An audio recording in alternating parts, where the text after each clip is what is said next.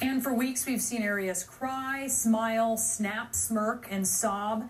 But is it all an act? We're not experts in body language, but Patti Wood is, and she is also the author of Snap, Making the Most of First Impressions, Body Language, and Charisma. Patti, first off, thanks for joining us. Hi. And I want to start with a bombshell moment and then get your take on it. Let's watch.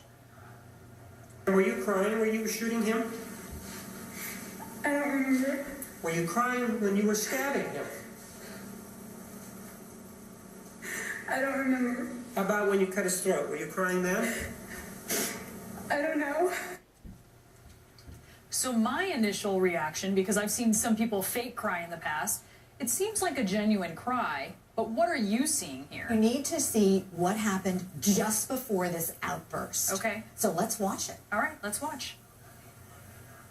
According to you, you're able to close that door, right? I slammed it. But that door doesn't have a lock to it, right? Not that I recall. Well, you were there, though, right? Yes.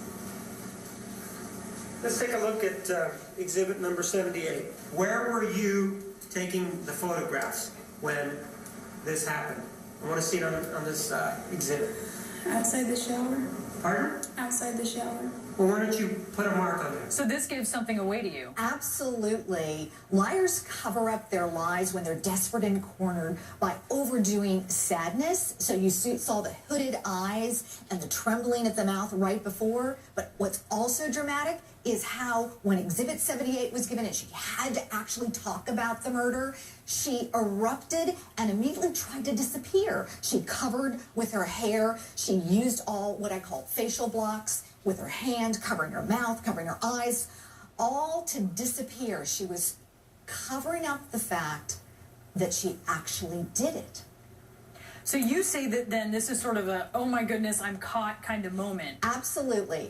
There's specific body language cues when somebody is innocent. They want you to see that they're innocent. They move towards you. They want to look at you and make sure you believe them. They don't try to hide. And so I guess, you know, let's extrapolate from this into the everyday, if you will. How can you tell if a person is really remorseful versus someone who is crying because he or she got caught? Just because of that they kind of open up to you? Typically they open up, and if it's real tears, they're in their limbic brain. They're in that emotional brain. So typically that means they're struggling for the words. So you'll hear the sob, you'll hear a sound, you'll hear a gulp, and the words will come out roughly, not the smooth words, I don't know, very strongly, very calmly, that are in juxtaposition with these fake tears. So you feel without a doubt that she's faking it? Absolutely. So let's watch another key moment. This was when Arias says that she had to shoot Alexander because he attacked her. This goes to the crux of her defense here, that this was self-defense. She said he attacked her like a linebacker, and the prosecutor asked Arias to reenact how she did it. And this is what we're seeing here. It's so interesting. What do you see? Well, it's interesting. It's very difficult to lie and action. It's a very complex set of motions. So let's look at the hands. You'll notice she's saying he attacked her and grabbed her, but the hands are flat out and relaxed. Her brain is not able to do those complex cues of grabbing.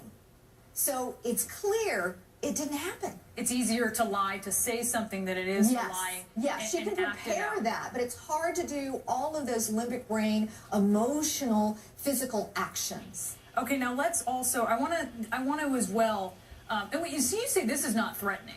You don't feel that downward turn. And you'll notice, specifically with the relaxed fingers out, splayed out, that's not an actual motion of attack. And so it's really clear it didn't truly happen.